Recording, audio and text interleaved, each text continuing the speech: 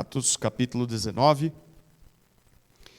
Nós vamos estudar hoje, se Deus permitir, a partir do versículo 21, mas, a nível de contexto, nós leremos os versículos 18 até 20. Então, Atos 19, versículos 18 a 20. Acompanhe com fé a leitura da palavra do Senhor. Muitos dos que creram vieram confessando e denunciando publicamente as suas próprias obras. Também, muitos dos que haviam praticado magia, reunindo seus livros, os queimaram diante de todos. Calculado o valor dos livros, verificavam que chegava a 50.000 denários. Assim, a palavra do Senhor crescia e prevalecia poderosamente. Amém? Vamos orar mais uma vez, queridos? Querido Deus, estamos diante da Tua palavra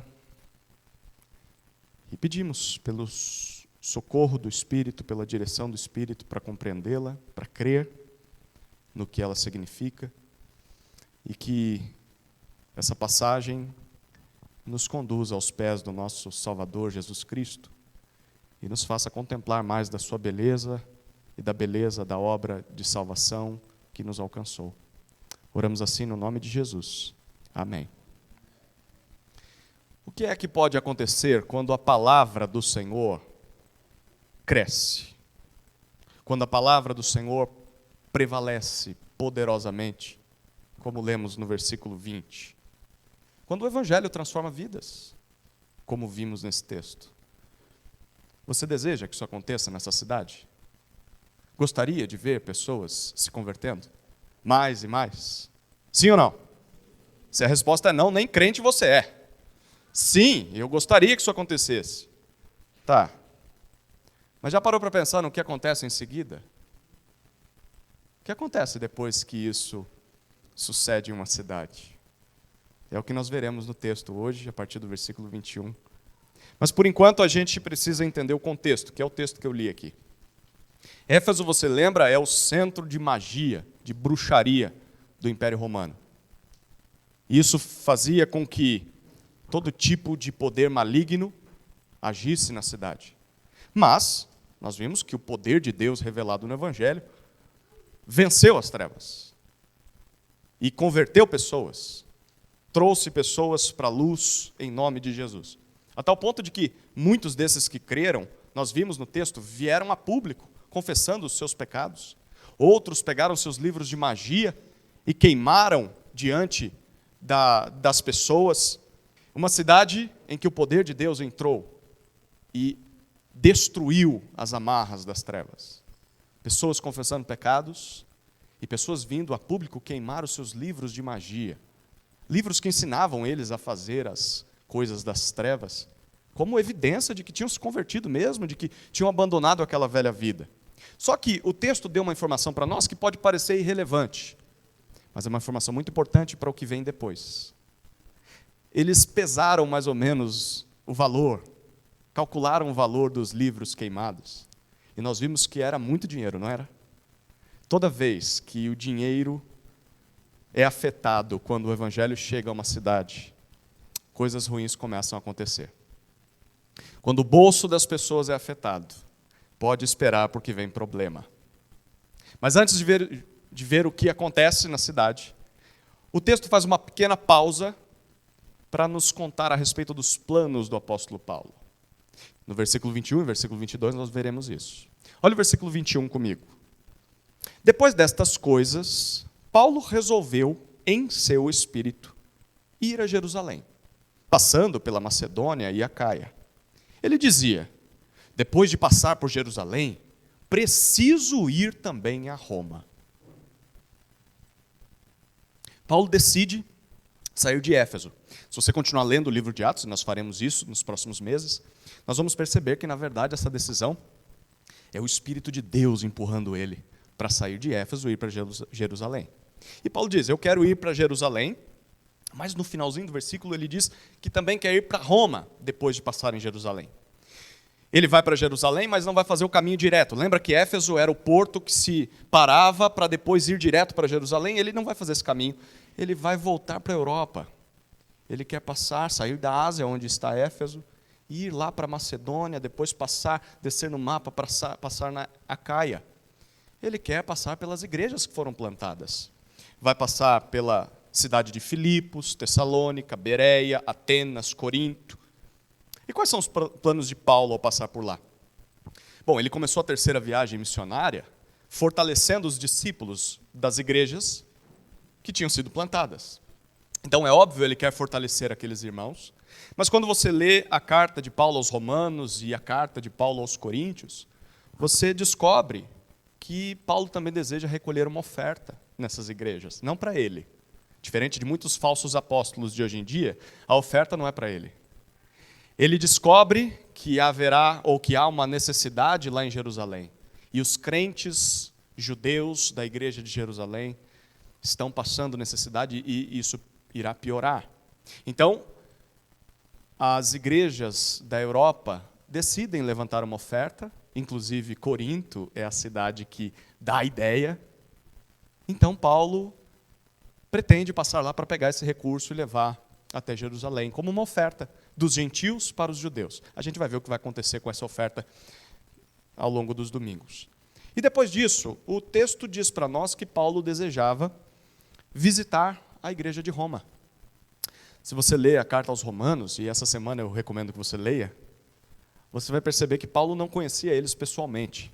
Conhecia nominalmente um ou outro membro da igreja, mas ele nunca tinha visitado Roma. A intenção dele é chegar lá. Mas não apenas, como o Rafael pregou há algumas semanas, não apenas ver os irmãos, mas ele tem uma intenção por trás disso. Ele quer ser enviado por eles para a Espanha. Ele quer continuar anunciando o evangelho onde o evangelho não chegou. Essa é a intenção de Paulo. Bom, Paulo vai chegar em Roma, mas não do jeito que ele planejou. E o evangelho vai chegar na Espanha, mas não do jeito que Paulo idealizou. O versículo 22, o texto continua, olha o versículo 22. Tendo enviado à Macedônia 2 daqueles que o ajudavam, a saber, Timóteo e Erasto, permaneceu algum tempo na província da Ásia. Então Paulo envia 2 daqueles companheiros que estavam com ele, eles estavam em Éfeso, e ele fala, vão preparando o caminho. Timóteo e Erasto certamente iriam agitar as águas das igrejas. Gente, vamos levantar o dinheiro? Paulo daqui a pouco passa aí para pegar, vai ficar mais fácil, não vai dar trabalho. E ele envia esses 2 companheiros. Mas Paulo acha que ainda não é hora de partir. Há alguma coisa que o prende na cidade, então ele fica algum tempo ainda na província da Ásia. Você lembra quanto tempo ele já ficou ali em Éfeso? Eu já dei a dica, né? 2 anos. E agora ele vai ficar mais um tempo além desses 2 anos. Talvez alguns meses. E o que acontece nesse período? Olha o versículo 23. Por esse tempo, houve grande tumulto em Éfeso, por causa do caminho. Mais uma vez, o autor de Atos nos informa que a fé cristã era conhecida como o caminho. E nós já vimos o que isso significa. Não é só um conjunto de crenças, de doutrinas que você assina embaixo e concorda, mas nada muda na sua vida. A fé cristã é, sim, um conjunto de crenças, mas que vai transformar a sua jornada, que vai te colocar num novo caminho, agora em direção a Deus, vai transformar a sua vida, transformar os seus pensamentos, as suas atitudes, os seus relacionamentos, é um novo estilo de vida. Bom, pergunta, o caminho é uma boa ou uma má notícia? Má notícia? Eu acho que é uma. Você, o que você acha? O caminho é uma boa ou má notícia? Boa notícia, não é? Bom, é óbvio que é boa para quem crê, para quem é transformado por Jesus. Mas é uma má notícia para quem não crê. E para quem está vendo pessoas abandonando o pecado, inclusive o pecado que antes lhes dava lucro. Para essas pessoas, o caminho é uma má notícia. É por isso que nós lemos no versículo 23 que durante essa nova permanência de Paulo essa extensão da sua permanência na cidade, houve um grande tumulto. A palavra aqui usada é a mesma para apresentar um alvoroço, uma confusão muito grande. A gente vai ver o que era essa confusão. E isso aconteceu por causa do caminho. O que será que provocou esse grande tumulto? O que foi que causou tudo isso? É o que nós vamos descobrir em 3 partes. Quantas partes? 3. Então você já sabe que se estiver na primeira, não estou perto de terminar o sermão. Se eu estiver na segunda, eu já passei da metade. Se eu chegar na terceira, é aquela hora que você vê o pessoal da música começando a levantar e vindo para cá para a gente encerrar o culto. Ok? Então aguenta firme aí. 3 partes. Primeira parte nos conta sobre a origem do tumulto. Versículos 24 a 27. Segunda parte sobre o desenvolvimento desse tumulto. Versículo 28 até 34. E a terceira parte, o término dele, versículos 35 a 41.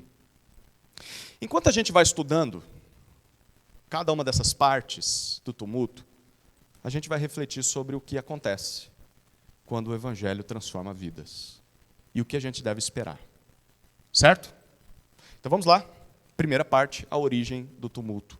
Versículos 24 até 27.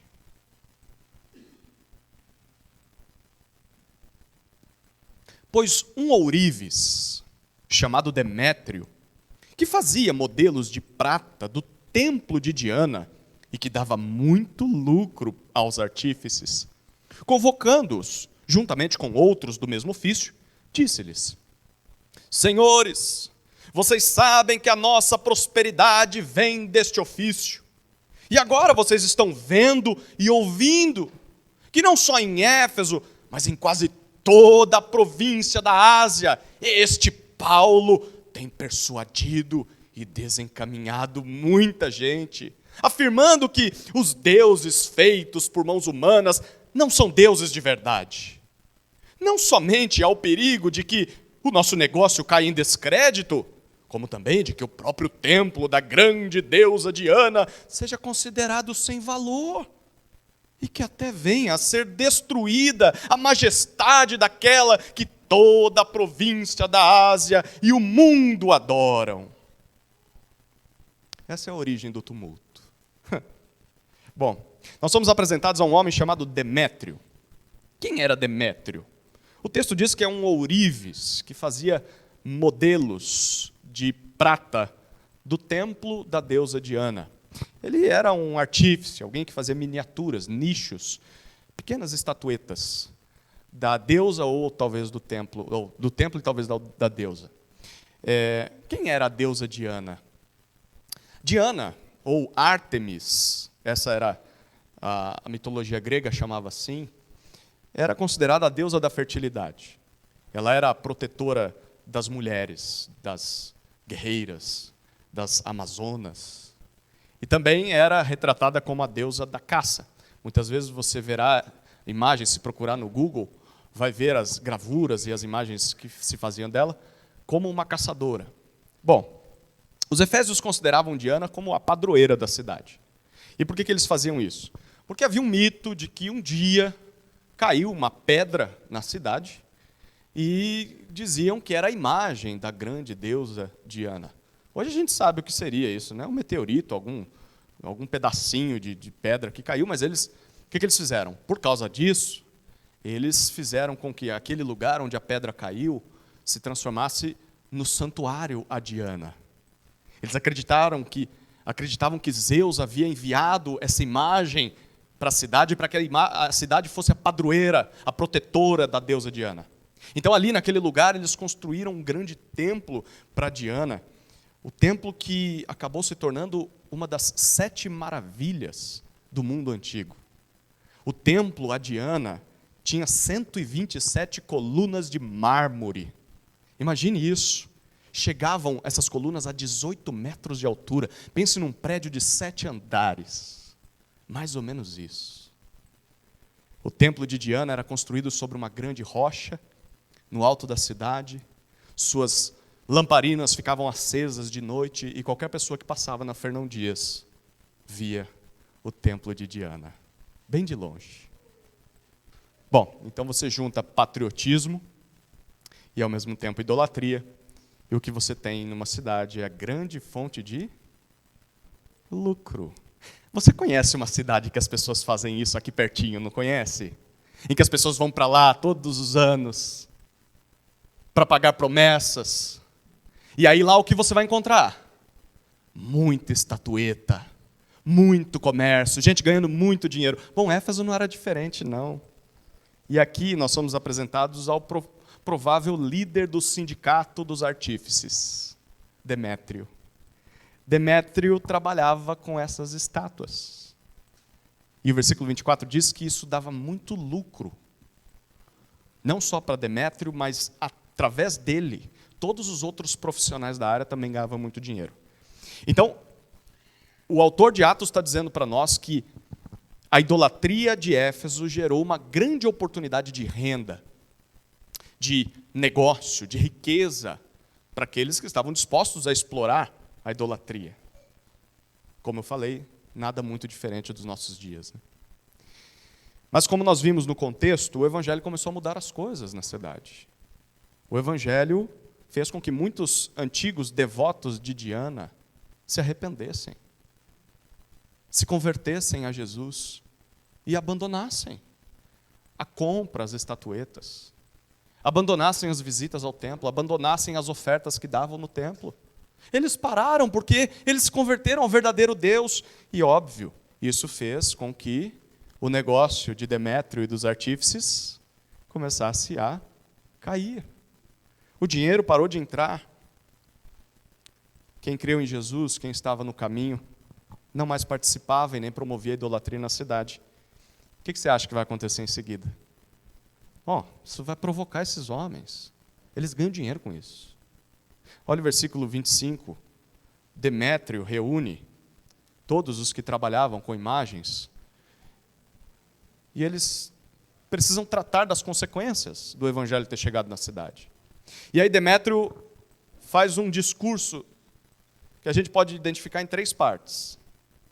A primeira parte está no versículo 25, é uma afirmação que ele faz. Ele diz, olha, todos nós sabemos que a nossa prosperidade vem desse ofício. Todos nós sabemos que somos ricos, temos muitos bens, por causa do negócio de fazer e vender imagens do templo de Diana. Qual que é a maior preocupação de Demétrio? É dinheiro, não é? E muito dinheiro. Porque ele diz, nós fizemos fortuna, nós acumulamos grandes riquezas através da exploração da idolatria nessa cidade, mas tem uma coisa que está ameaçando o nosso negócio, e aí ele entra no segundo ponto do discurso dele, versículo 26. Ele faz uma constatação. Ele diz, vocês estão vendo e ouvindo que não só em Éfeso, mas em quase toda a província da Ásia, esse tal de Paulo tem persuadido, ele tem convencido as pessoas. Mas não só isso, tem desencaminhado, tem desviado muita gente. O que isso significa? Que para aqueles idólatras, descrentes de Éfeso, aqueles que tinham se convertido a Jesus, estavam se desviando da religião predominante da cidade. Éfeso, que era tão tradicional no seu culto a Diana, esse Paulo veio atrapalhar tudo aqui. E por que isso aconteceu? O Demétrio diz no versículo 26 ainda, porque Paulo afirma que os deuses feitos por mãos humanas, esses que Demétrio e os seus companheiros faziam, não são deuses de verdade, são apenas criação de homens. É curioso ver como na boca do próprio Demétrio ele assume que os deuses deles eram feitos por mãos humanas. Ele mesmo reconhece isso. É óbvio. Eles manipulavam a prata. Eles aqueciam, derretiam, colocavam em pequenas formas e depois iam lá no mercado e vendiam aqueles produtos como se fossem deuses para as pessoas. E o autor está querendo que você repare em um detalhe aqui. Como o evangelho atingiu a cidade de Éfeso. Mas não só Éfeso, a própria região toda da Ásia, através do testemunho de Demétrio. Demétrio está dizendo, olha, todos nós vimos com os nossos próprios olhos. E todos nós ouvimos, porque a notícia corria, de que muitas pessoas estão acreditando no discurso de Paulo, de que essas imagens, essas estátuas e os deuses não são deuses de verdade, é tudo farsa. Queridos, isso aqui nos lembra de que mesmo em um lugar cheio de idolatria, Paulo não diminuiu a mensagem do Evangelho. A gente está ouvindo da boca de Demétrio que Paulo declarou abertamente que aqueles deuses eram falsos e as pessoas ouviram isso. Paulo pregou abertamente isso. Paulo persuadiu as pessoas através de argumentos lógicos. E o mais impressionante é que muitos ouviram Paulo. Muitos foram convertidos ao único e verdadeiro Deus. Queridos, o Evangelho é o poder de Deus para a salvação de todo aquele que crê. Nunca devemos nos envergonhar de pregar o Evangelho.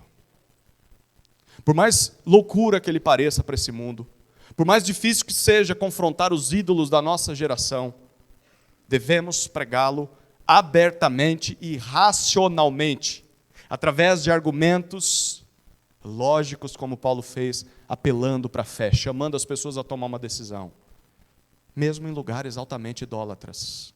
Você não vai resgatar ninguém das trevas chegando lá com princípios de moralidade, com dicas de comportamento. Não, as pessoas estão perdidas, precisam do Evangelho de Jesus. E ele, óbvio que vai ofender as pessoas. Mas é assim que o Evangelho salva. Primeiro ele ofende, depois ele dá a solução. Através de Jesus, Deus pode libertar qualquer pessoa da idolatria. Ninguém é caso perdido. Mas para isso a gente tem que pregar, como Paulo fez.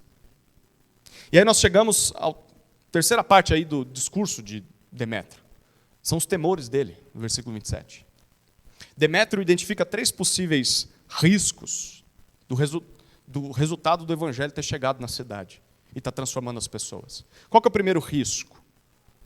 No comecinho do versículo 27 ele diz: há o perigo de que o nosso negócio caia em descrédito. Novamente, qual que é a preocupação de Demétrio aqui? Qual que é a primeira coisa que ele quer chamar a atenção? Demétrio está preocupado com teologia. Não. Com doutrina. Não. Demétrio está preocupado com a verdade e a mentira. Ele quer identificar o que é verdade e o que é mentira. Não, Demétrio está preocupado com quem é o Deus verdadeiro. Se é o Deus que Paulo está pregando ou se é Diana. Nenhuma dessas coisas. O texto está nos dando informações privilegiadas de uma região secreta, de uma reunião secreta.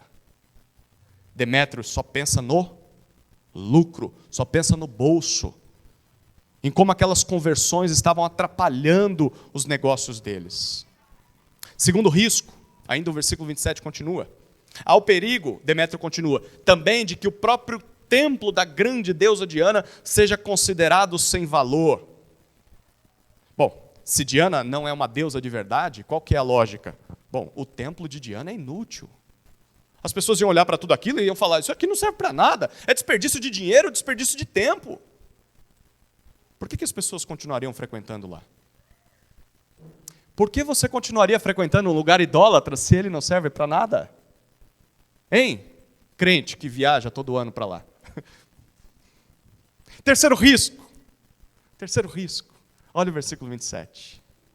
O versículo 27 continua: há o perigo de que até venha a ser destruída a majestade de Diana, aquela que toda a província da Ásia e o império inteiro adoram. Bom, agora Dionísio apela para o patriotismo local. Se Diana não é deusa de verdade, queridos, e se o templo de Diana não serve para nada, então a nossa cidade deixará de ser referência no mundo. Nós perderemos todo o nosso motivo de orgulho. Éfeso vai ser só mais uma cidade como todas as outras. Se pararmos para pensar, queridos, hoje em dia não é diferente, não. Muitos se opõem ao Evangelho. Muitos crentes de outras religiões, líderes de outras religiões, políticos se opõem ao Evangelho, governantes, ativistas de causas políticas. Mas eles não se opõem por questões teológicas ou doutrinárias, não. Se engana quem acha que é só por isso. Eles se opõem porque o Evangelho muda pessoas. O Evangelho transforma vidas e faz com que as pessoas parem de gastar dinheiro com o que é errado. Parem de gastar dinheiro com o que é mentiroso. Quando alguém se converte a Jesus de verdade, essa pessoa vai parar de roubar. Se ela ganhava vida roubando o celular, roubando pessoas, dando golpe na internet, ela vai parar de fazer isso. Ela vai parar de matar pessoas, ela vai parar de sequestrar os outros. Alguém que se converte de verdade vai parar de sonegar imposto, vai parar de promover corrupção, de gastar o seu dinheiro com drogas, de gastar o seu dinheiro com bebida, de gastar o seu dinheiro com prostituição, com pornografia, com exploração infantil. E essa pessoa vai passar a buscar santidade, justiça, generosidade. Mas isso vai causar prejuízo. Prejuízo em quem?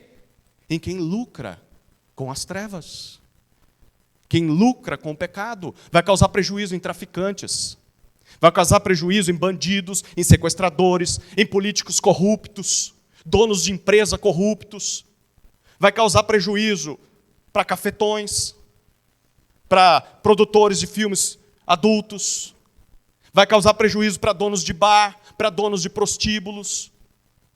E nós não podemos ser ingênuos, porque o contra-ataque virá. Mais cedo ou mais tarde ele virá, porque o Evangelho afeta a economia de um lugar. Não é apenas religião, não é apenas crença que fica aqui dentro, vai afetar lá fora. E vai afetar o bolso das pessoas também. Vai afetar o teu bolso. Você vai parar de consumir o que consome. Você vai começar a investir o teu dinheiro no que realmente vale a pena. Mas, na maioria das vezes, esse contra-ataque, ele não vem escrachado. Ele não vem com o discurso, estamos perdendo dinheiro. Por isso temos que expulsar esses pastores da cidade. Temos que acabar com essas igrejas. Ninguém vai dizer isso. E você verá que Demétrio não falará isso. A oposição vem com uma roupagem mais agradável, mais politicamente correta. Você já ouviu alguma dessas frases em alguma ocasião na vida? Vocês estão mudando os costumes da cidade. Vocês estão mudando a cultura, a tradição dos antigos. Esses índios sempre fizeram isso e vocês vieram mudar tudo. Nós sempre fizemos isso na nossa cidadezinha e agora vocês vieram acabar com a nossa tradição. Todos têm o direito de crer no que quiserem, vocês não deveriam estar afetando isso nesse povo. Isso vai afetar o turismo da cidade. As pessoas vão parar de visitar aqui. Nós vamos perder visita, vamos perder respeito. Quem se opõe contra o Evangelho vai usar esses argumentos. Não sejamos tolos, queridos. O Evangelho ilumina as trevas, revela o que está nas trevas, espanta as trevas, e isso vai levantar inimigos. Devemos estar preparados para os contra-ataques, que muitas vezes virão disfarçados de falsos argumentos, como os de Demétrio. Essa foi a origem do tumulto. Vamos para a segunda parte? Estou começando a chegar na metade do sermão. Segunda parte, o desenvolvimento do tumulto. Olha os versículos 28 até 34.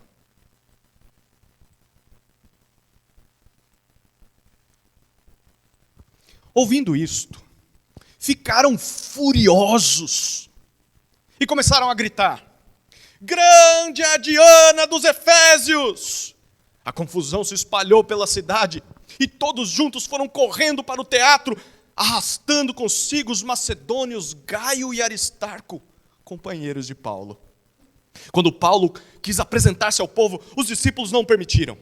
Também algumas autoridades da província, que eram amigos de Paulo, mandaram um recado, pedindo que ele não se arriscasse indo ao teatro.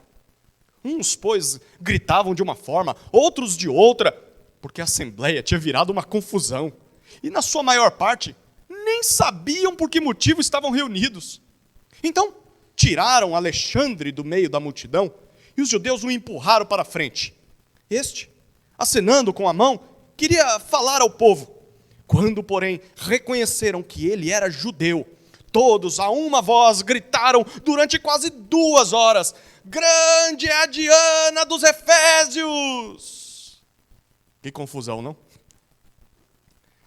Bom, A insatisfação de Demétrio acaba atingindo 4 grupos diferentes ali na cidade. Primeiro, os próprios artífices, depois, os cidadãos de Éfeso, depois Paulo e seus companheiros e, por fim, os judeus da cidade. Vamos olhar para cada um deles. Versículo 28 fala sobre os artífices. Quando eles ouvem as palavras de Demétrio, Paulo é uma ameaça financeira, mas não só isso. Claro, religiosa e patriótica, mas principalmente financeira. Os artífices têm 2 reações, diz o versículo 28. Primeiro, eles ficam com raiva, furiosos. Segundo, começam a gritar: grande a Diana dos Efésios! Isso em uma reunião particular. É interessante perceber como é que o dinheiro ele desperta as emoções das pessoas, né? Quando alguém descobre que vai parar de ganhar dinheiro com aquilo, aquilo que está dentro do coração começa a aparecer. Os artífices podiam não ser tão idólatras assim. Talvez não eram tão devotos à deusa Diana, mas quando eles descobrem que o evangelho estava dando prejuízo para eles, eles viraram leões. Leões. Isso só mostra, queridos, que de fato o Deus deles não era Diana. Qual era o Deus deles? É o dinheiro. É o dinheiro. Sim, queridos, tem idólatras que não se prostram diante de imagens. Tem idólatras que não se prostram diante de escultura, mas se prostram diante do dinheiro. Cultuam o dinheiro. Veneram o dinheiro. Vivem em função do dinheiro. Tem idólatras que se prostram ao poder, porque querem dominar, querem conquistar, querem aparecer. Tem gente que se prostra ao prazer, à luxúria. Tem gente que se prostra à liberdade. Faço o que eu quiser, não tenho lei, não tenho quem manda em mim. Tem gente que se prostra à felicidade e busca ela a qualquer custo. Tem gente que idolatra relacionamentos e coloca isso à frente de Deus. O casamento, a criação de filhos. Tem gente que idolatra os seus sonhos. Enfim, há mais do que um tipo de ídolo nesse mundo. E a maior parte deles está no coração. Na verdade, a origem deles está no coração. Como é que eu sei qual é o ídolo de alguém?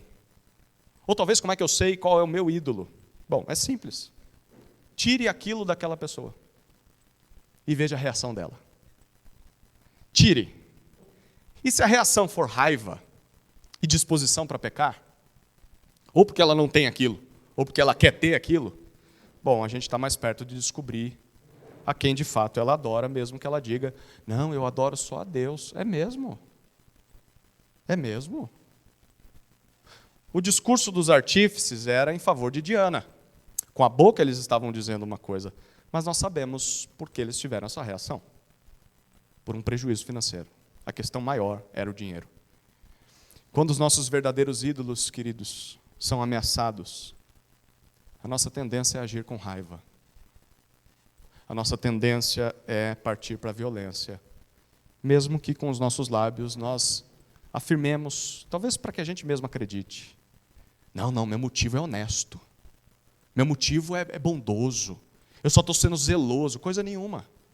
Você está reagindo pecaminosamente porque tiraram o seu Deus da sua vida. Por isso que você está agindo com raiva. Por isso que você está arrebentando com a tua vida e a vida dos outros que estão ao seu redor. Portanto, quando você ficar irado, pergunte-se: por que eu estou assim?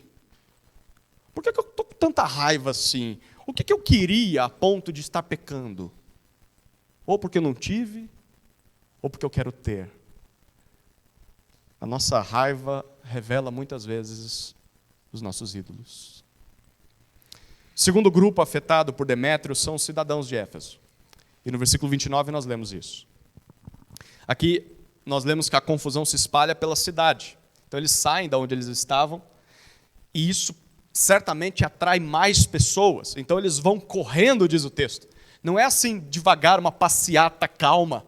Eles saem correndo até o teatro da cidade, e o texto diz arrastando 2 macedônios, 2 europeus. Quem são eles?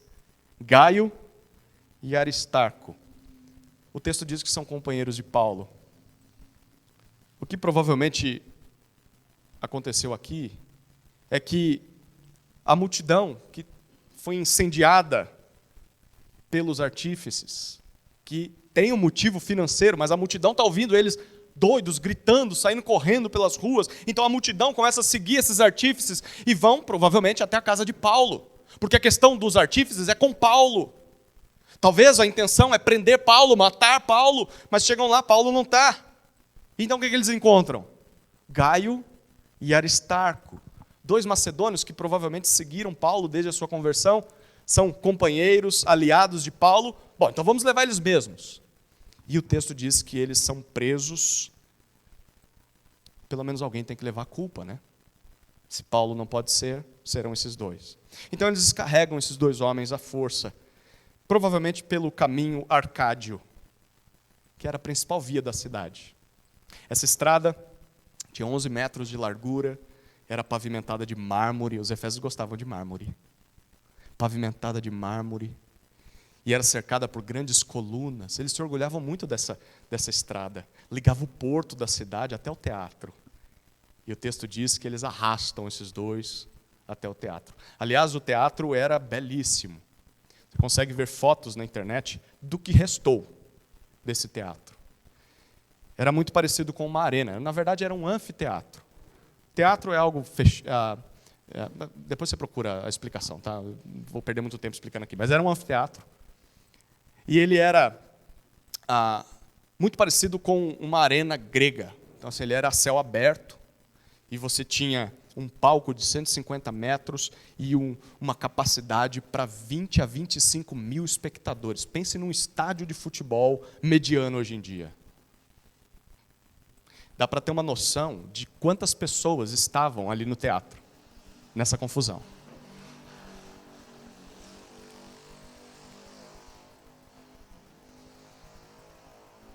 Nosso amigo gosta de moto barulhenta, né? Deu para perceber. Volta a atenção para cá agora.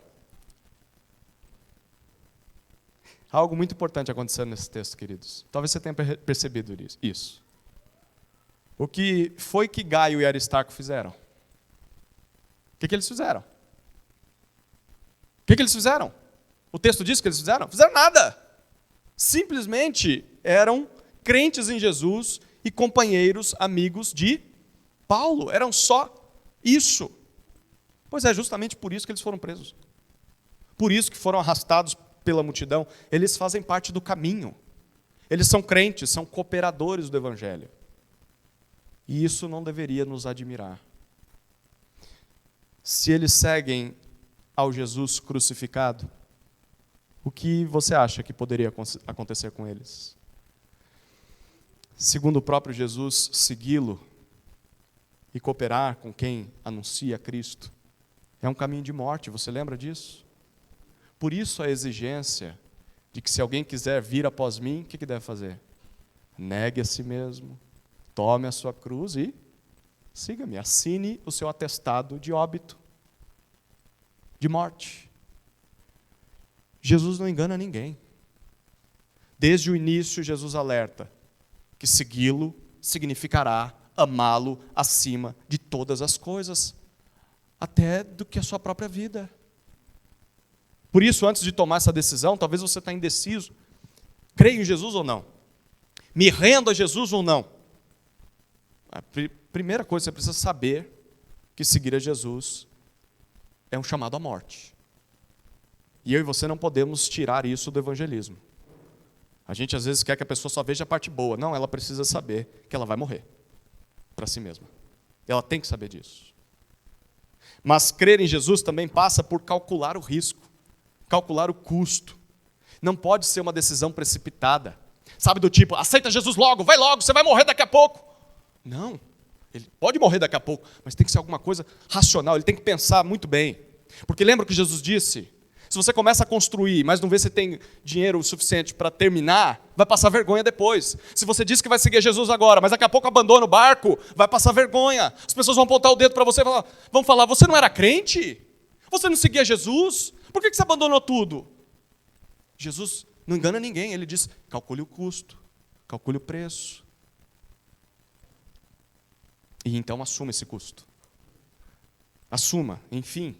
Porque seguir a Jesus é a melhor coisa que você vai poder fazer na sua vida. vai te trazer liberdade, salvação. E às vezes perseguição. Jesus disse isso. Então já vai se acostumando, tá? Vai se acostumando. Essa é a vida de quem segue a Jesus nesse mundo. Como Gaio e Aristarco.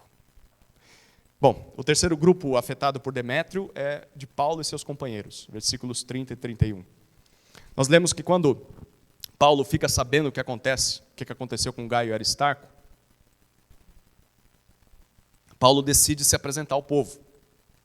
Paulo, ele é cidadão romano, lembra disso? Então assim, eu vou lá, só que, gente, a situação aqui está diferente de outras ocasiões. Por exemplo, o que aconteceu em Filipos. Lá dava para ele assumir isso e acalmar o povo, tanto é que as autoridades pediram desculpa para ele lá. Mas aqui,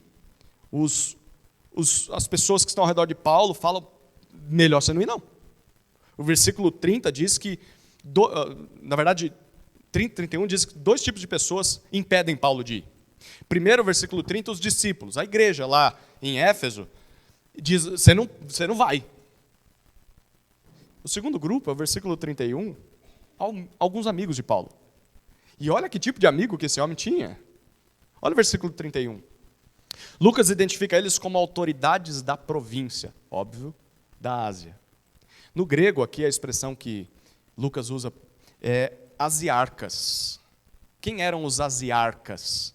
Os asiarcas eram senadores da região e eles zelavam pela Pax Romana. Eles eram representantes de Roma ali. E o texto diz que talvez alguns tenham se convertido e eles se tornaram amigos de Paulo. Então eles mandam um recado para Paulo, melhor você não ir lá não, Paulo. Sua cabeça pode ser cortada. Queridos, de fato o Evangelho nos coloca em contato com pessoas que a gente nunca imaginava, né? Imagine Paulo ou Saulo de Tarso ser amigo de um asiarca de Éfeso. Bem improvável, né? Bom, realmente o Evangelho nos coloca em contato com gente que a gente nem imaginaria. E nos dá amigos que nós nunca sonhamos em ter. Amigos que se tornam uma bênção para a nossa vida, não é? Valorize irmãos e amigos que a fé em Jesus te deram, que te deu. Valorize essas pessoas, são um presente de Deus para a sua vida. E essas pessoas que estão ao redor de Paulo foram muito úteis na sua vida. Se eles não estivessem ao lado de Paulo, se eles não tivessem a coragem de contrariar Paulo, quem aqui teria essa coragem? O apóstolo Paulo. Gente, eu vou lá na cidade. Quem aqui dessa igreja levantaria? Paulo, não vai não. Fica aqui, Paulo. Fecha a porta aí, não vai deixar Paulo sair não. A gente teria essa coragem? Esses irmãos tiveram. Esses amigos de Paulo tiveram. De dizer, você não vai. Se Paulo não tivesse essas pessoas, a quem ele respeitava, a quem ele deu ouvidos, talvez Paulo teria ido até o teatro para morrer. Irmãos e amigos são uma bênção em nossas vidas, como esses de Paulo. Eles servem para nos alertar contra perigos que talvez nós não estejamos vendo. Eles servem para nos deixar alertas e não agirmos por impulso, precipitados. Nos ajudam a tomar a melhor decisão diante de situações difíceis. Lembre-se sempre dos conselhos de Provérbios. Em todo tempo amo o amigo, e na angústia nasce o irmão. Provérbios 17:17. Onde não há conselho, os projetos se frustram, mas na multidão de conselheiros há segurança, há sabedoria. Provérbios 15:22. Querido irmão, querida irmã, não se prive de discípulos. Não se prive da igreja e não se prive de amigos. Eles são um presente de Deus na sua vida. Isso porque nem toda oportunidade é uma oportunidade sábia. Talvez Paulo estivesse olhando para aquilo e tenha pensado, eu vou ser ousado aqui. Eu vou lá, eu vou pregar o evangelho para essa multidão. Mas não era momento de ousadia. Era momento de prudência. E esses amigos, verdadeiros crentes, serviram para ajudar Paulo a perceber isso. Todos nós precisamos de gente assim, queridos. E precisamos ser gente assim na vida dos outros também. Quarto grupo que é afetado pelo discurso de Demétrio são os judeus. Isso aqui é bem estranho na narrativa. Versículos 32 a 34 dizem: 32. A reunião no teatro virou uma completa bagunça. E assim, é cômico e trágico ao mesmo tempo, né? Cada um grita uma coisa e o texto diz que a maioria sequer sabia o motivo de estar reunido ali, né? Cuidado com essas passeatas e movimentos de massa. Muita gente vai para essas coisas e nem sabe o que está fazendo lá. E acabam tomando decisões, as pessoas fazem loucuras e você está lá participando sem saber por que está lá. Bom, a turma está lá e em meio a tudo isso, o versículo 33 nos dá uma informação que vai fazer diferença no futuro. Principalmente para a igreja em Éfeso. O versículo 33 diz que os judeus, certamente os que não creram no Evangelho, eles tiram da multidão um tal de Alexandre. E a expressão usada por Lucas para dizer que eles tiraram esse homem, ela também pode ser traduzida como tirar para instruir. O que eles fazem? Eles tiram esse cara para empurrá-lo à frente para tentar falar com a multidão. O que será que os judeus querem com isso? O que os judeus têm a ver com essa bagunça aqui? Tem alguma coisa a ver? Até agora nada. Bom, é bem por isso, bem provável que por isso eles estão envolvidos aqui. Porque talvez eles querem dizer, nós não temos nada a ver com isso. Sim, nós não acreditamos na deusa Diana, ela é falsa, só existe um Deus verdadeiro, mas não é a gente que está promovendo essa bagunça. É Paulo. O problema de vocês é com esse tal de Paulo, e assim eles já ganham dois em uma só, né? Eles se livram da confusão e mandam matar Paulo. Mas dessa vez não fomos nós que causamos a confusão. Até agora sempre são os judeus, né? E eles estão se eximindo aqui, ó, não somos nós.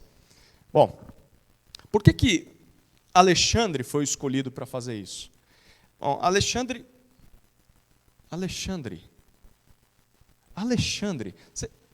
você lembra desse nome? Ele não é incomum assim nas cartas de Paulo, especialmente nas cartas escritas para quem estava pastoreando Éfeso daqui a um tempo, Timóteo. Você lembra disso? A gente está estudando 1 Timóteo de manhã. Em sua primeira carta a Timóteo, lá no capítulo 1, Paulo fala que entregou um tal de Alexandre a Satanás, para que ele não mais blasfemasse. Na sua segunda carta, no final dela, também a Timóteo que está em Éfeso, Paulo diz que Alexandre, o ferreiro, o latoeiro, me causou muitos males. Tome cuidado com ele, você também, porque resistiu fortemente às nossas palavras.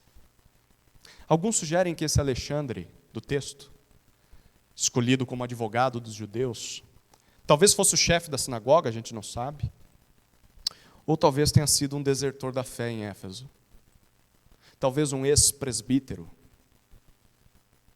que foi excluído porque se desviou do Evangelho, mas que continuava se opondo às palavras de Paulo ali na cidade, a ponto de causar muitos males a Paulo. A propósito, há quem sugira que, por causa dessa confusão aqui em Éfeso, e a oposição desse tal de Alexandre, Paulo tenha sido preso por um tempo ali na cidade, a ponto de quase morrer, mas que Lucas, quando estava narrando o livro, não quis ressaltar esse ponto, e dessa época foi que Paulo escreveu as cartas da prisão, mas não dá para ter certeza disso. De qualquer forma, o que a gente sabe é que essa estadia de Paulo em Éfeso não foi muito agradável, não, por causa dessa oposição dos judeus também. Quando Paulo escreve aos Coríntios, na segunda carta, na abertura, versículos 8 até 10, ele diz assim: queremos, irmãos, que vocês saibam que tipo de tribulação nos sobreveio na província da Ásia. Foi algo acima das nossas forças, a ponto de perdermos a esperança até da própria vida. De fato, tivemos em nós mesmos a sentença de morte, para que não confiássemos em nós mesmos, e sim no Deus que ressuscita os mortos, o qual nos livrou e ainda nos livrará de tão grande morte. O negócio foi feio ali. A gente não tem todos os detalhes. Mas apesar dos males que Alexandre e os judeus descrentes causaram a Paulo em Éfeso, Deus o livrou da morte. E aqui está um bom exemplo disso no versículo 34. Quando eles ouvem o sotaque de Alexandre era um judeu, a multidão grita ainda mais. Grande a Diana dos Efésios, por mais 2 horas. Que bagunça, né? É pior do que casa cheia de criança na hora do almoço. Essa foi a segunda parte, o desenvolvimento do tumulto. Enfim, chegamos à terceira parte, o término do tumulto, que vai ser o término do sermão também. Olha os versículos 35 até 41.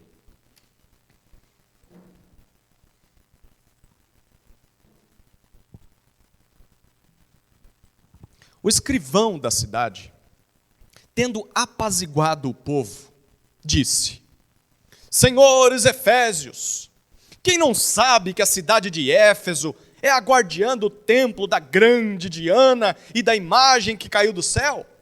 Ora, não podendo isto ser contestado, convém que vocês se mantenham calmos e não façam nada de forma precipitada, porque estes homens que vocês trouxeram para cá não profanaram o templo nem blasfemam contra a nossa deusa.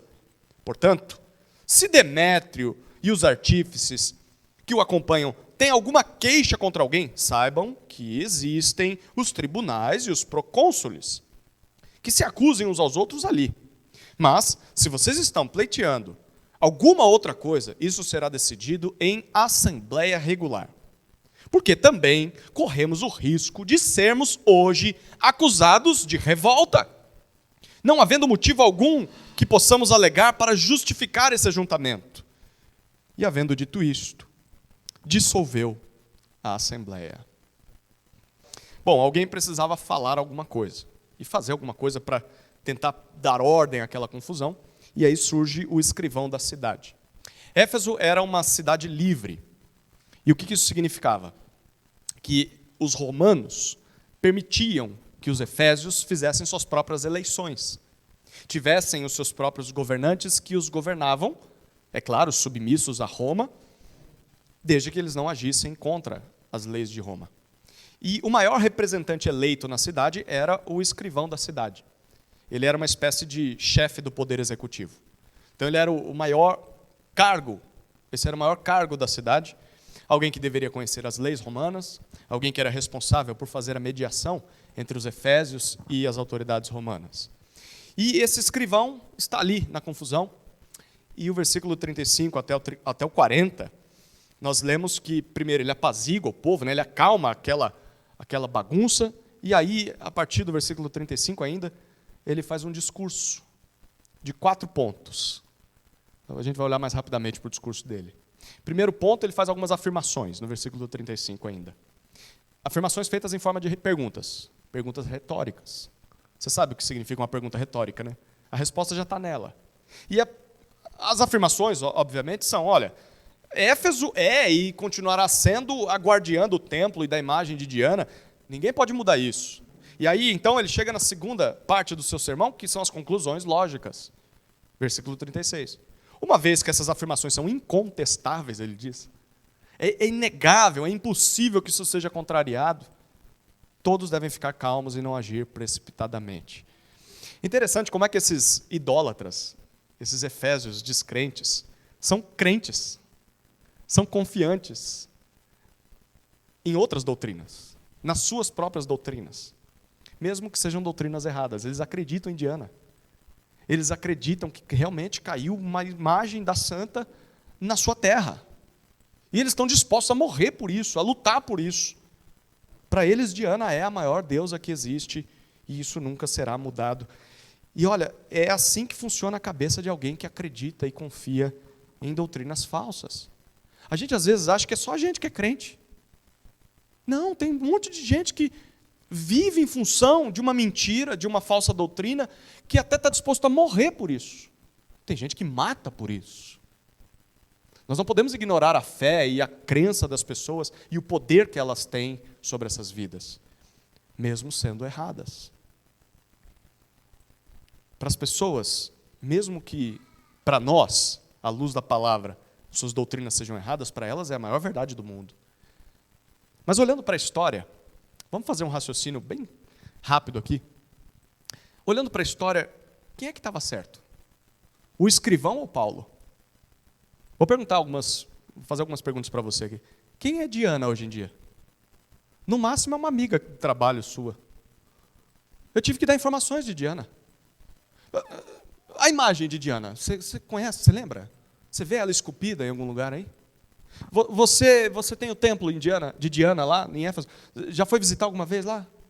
Não, não tem mais templo. Não tem mais estátua de Diana. Quem é Diana na fila do pão? Agora, e o Evangelho? E o Evangelho? O Evangelho foi só uma novidade de momento? O Evangelho foi uma onda que passou com o tempo? O Evangelho foi silenciado? Foi calado? Foi destruído com a perseguição que Roma infligiu tantos séculos? Foi? Olha ao redor. O Evangelho chegou na sua vida, o Evangelho continua sendo proclamado, o Evangelho é a verdade. Diana era mentirosa, era uma farsa. Aquele escrivão tem convicção, mas uma mentira. Porque o Evangelho é o poder de Deus que salva pecadores, ao invés da mentira de uma falsa deusa. Mas ainda assim o escrivão está cego pela idolatria. Ele pede calma aos ouvintes. Então, a terceira parte do sermão dele, do discurso, está no versículo 37, é a razão. Fiquem quietinhos, não vou fazer nada precipitado. Por quê? Olha o versículo 37. Esses homens que vocês arrastaram até o teatro, Gaio e Aristarco, ele diz, não cometeram crime algum. Eles não profanaram o templo de Diana, a palavra aqui traz a ideia de que eles não foram lá roubar nenhuma estátua lá. E eles também não blasfemam. Mesmo estando aqui, eles não estão falando mal da nossa deusa. Interessante. Perceber como é que os discípulos de Jesus, não só Gaio e Aristarco, mas Paulo, que estava ali na cidade, toda a igreja em Éfeso, eles eram inocentes de qualquer acusação formal. Sim, a pregação deles era contra a idolatria. Eles mesmos reconheceram. Paulo diz que a Diana não é deusa de verdade. Sim, eles pregavam contra a idolatria, mas nunca atacaram os templos. Nunca chegaram lá com porretes para quebrar as estatuetas de Diana. Nunca pegaram aquilo lá, isso aqui é só dinheiro. Isso aqui não é nada. Nunca blasfemaram contra a deusa, que interessante, né? Eles não ofenderam as pessoas e suas crenças. Só apresentaram a verdade. Esse é um belo exemplo a ser seguido. Nós não devemos omitir, ou negar, ou alterar as duras afirmações do Evangelho, que confronta a idolatria, apresenta o pecado, confronta o pecado. Nós devemos pregar o Evangelho sem medo, mas também não devemos atacar as pessoas. Não devemos atacar a religião das pessoas, a crença das pessoas. Ao seguirmos a Jesus e pregarmos o Evangelho, queridos, o nosso testemunho deve ser tão impecável, a ponto de as pessoas não terem do que nos acusar. Se te prenderem, se te acusarem, que seja pela ofensa do Evangelho, porque você testemunhou de Jesus. É inevitável que o Evangelho ofenda as pessoas, mas que não seja por causa dos seus erros, que não seja porque você é chato, porque você é precipitado, tolo, desrespeitoso, tem mau testemunho, que não seja por isso, mas que seja porque a sua vida e a sua pregação confrontou os pecados dessa geração. E você apontou para Jesus, o único Deus que existe, Pai, Filho e Espírito Santo. O escrivão faz, na verdade, algumas conclusões, é a quarta parte do discurso dele.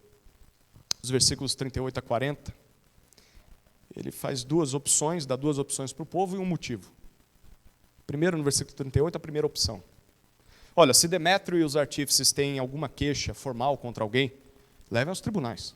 Lá é o ambiente para fazer isso. Mas ele diz a segunda opção. Se a questão for mais grave, versículo 39, então o assunto deve ser tratado em assembleia regular. Nas cidades romanas isso acontecia a cada 3 meses. 3 meses. Então, esperem a data chegar e vocês apresentam perante a assembleia. E ele dá um motivo no versículo 40. Porque se nós continuarmos com esse ajuntamento sem justificativa legal, não tem nenhum motivo para a gente estar aqui. Vocês sequer concordam. nas acusações. Tem gente que nem sabe por que está aqui. Ele diz, nós corremos o risco de sermos hoje acusados de revolta, de rebelião contra Roma. E aí a gente pode perder o tão precioso e valorizado status de cidade livre. Se Roma soubesse dessa confusão, ia mandar suas legiões de soldados, eles iam chegar ali e não iam conversar. Eles iam chegar lá matando todo mundo. E ia tirar o status de cidade livre. Então, o que o escrivão faz no versículo 41? Ele encerra o discurso dele, ele acalma a multidão e dissolve a assembleia. Vai cada um para sua casa e certamente deixam Gaio e Aristarco em paz. Você reparou? Deus está usando uma autoridade ímpia, idólatra, para preservar a igreja em Éfeso. Queridos, nada ou ninguém impede o avanço do evangelho nesse mundo. Mas parece que o ambiente não é mais amistoso para Paulo. Paulo tem que sair da cidade. É por isso que eu vou antecipar para você o primeiro versículo do sermão de domingo que vem. Capítulo 20, versículo 1. Olha a sequência do texto. Capítulo 20, versículo 1. Cessado o tumulto, Paulo mandou chamar os discípulos e, tendo-os encorajado, despediu-se e foi para Macedônia. O tumulto acaba e Paulo manda chamar os discípulos. Curioso, se eles tiveram de ser chamados, quer dizer que ele não estava tanto em evidência, né? É bem possível que Paulo estivesse escondido. Por quê? Porque a gente não sabe quanto tempo foi necessário para que os ânimos daquela multidão se acalmassem. O texto está contando a história, ressaltando alguns detalhes, a gente não sabe o que aconteceu depois. Talvez seja esse o tipo de prisão que Paulo sofreu em Éfeso. O medo de sair de onde estava escondido, medo de ser morto, talvez. Lá aos Coríntios ele disse que quase morreu e que imaginou que ia morrer. Bom, os discípulos se encontram com Paulo, diz o versículo, provavelmente fora da cidade ou no esconderijo.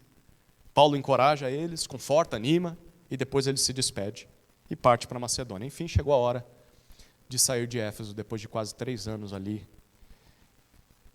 E a gente vai ver o que vai acontecer depois. Mas eu quero ressaltar um último detalhe. Talvez você tenha reparado, talvez não. Você reparou quantas vezes a palavra assembleia se repetiu nesse texto? Reparou ou não? Primeira vez aparece no versículo 32, segunda vez no versículo 39, terceiro no versículo 41. Em Atos, essa palavra aparece só 4 vezes. E as 3 dessas 4 estão nesse texto. O que era uma assembleia? Uma assembleia, no linguajar romano, era uma reunião dos oficiais, dos líderes de uma cidade, as pessoas mais importantes que se reuniam para tomar decisões. Mas, de acordo com esse texto aqui, em Éfeso pelo menos, a assembleia era apenas uma reunião de pessoas que tinham algo em comum, no caso aqui o ódio contra Paulo. Então, esse povo foi chamado de assembleia. Agora, sabe que palavra grega é traduzida para assembleia?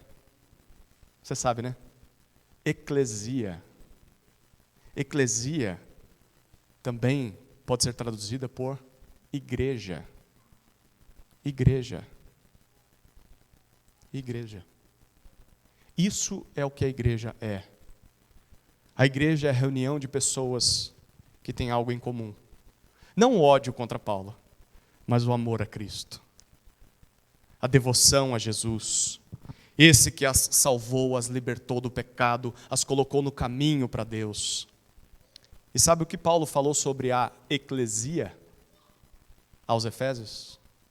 Sabe o que Paulo falou sobre a igreja aos Efésios? Quando ele está escrevendo a sua primeira carta a Timóteo, no capítulo 3, versículos 14 e 15, Paulo diz assim: escreva estas coisas a você, esperando ir vê-lo em breve. Paulo planejava fazer mais uma visita a Éfeso. Mas se eu demorar, você saberá como se deve proceder na casa de Deus, que é a eclesia, a assembleia, a igreja do Deus vivo, coluna e fundamento da verdade. Se você visitasse Éfeso, passasse lá pela Fernão Dias de Éfeso, ou qualquer cidade onde o evangelho já chegou no mundo, onde é que você encontraria a casa do único Deus vivo e verdadeiro? não seria no imponente templo de Diana, com as suas 127 colunas de mármore, a sétima maravilha do mundo antigo. Não. Lá você não ia encontrar o Deus verdadeiro, não, porque aquilo não passava de uma farsa. Diana não era deusa de verdade, aquela construção não valia de nada. Se você passasse em Éfeso e quisesse encontrar o Deus vivo e verdadeiro, você não iria procurar em nenhuma construção, em nenhum templo, por mais belo que fosse, por mais espiritual e religioso que fosse, você ia encontrar o único Deus vivo e verdadeiro no povo de Jesus, nos crentes em Jesus. A igreja do Deus vivo é composta por discípulos de Jesus. Essa é a coluna e o fundamento da verdade. Não é o templo de Diana, não é nenhum qualquer outro Deus, religião desse mundo, só no corpo de Cristo. Só na comunidade de discípulos de Jesus é que se encontra o Deus vivo e verdadeiro, que liberta as pessoas das trevas. A minha pergunta para você agora é: você já encontrou o Deus vivo e verdadeiro? Você faz parte desse povo? O que você está esperando? Esse foi o término do tumulto. E esse texto mostrou para nós o que pode acontecer quando a palavra do Senhor cresce e prevalece em um lugar. Pode esperar por confusão. Pode esperar por conflito, por oposição. Mas não desanime, porque isso significa que nós estamos no caminho certo, porque fazemos parte do povo do Messias. Amém? Vamos orar, queridos. Deus amado, obrigado pela Tua palavra, que nos encoraja e nos anima a perseverarmos firmes na fé, apesar das oposições que os descrentes possam levantar contra a nossa vida e contra a sua eclesia, a sua igreja. Obrigado por esse privilégio, nos dá graça, nos dá forças, para que o nosso testemunho seja impecável até o retorno do nosso Salvador. Em nome de Jesus oramos. Amém.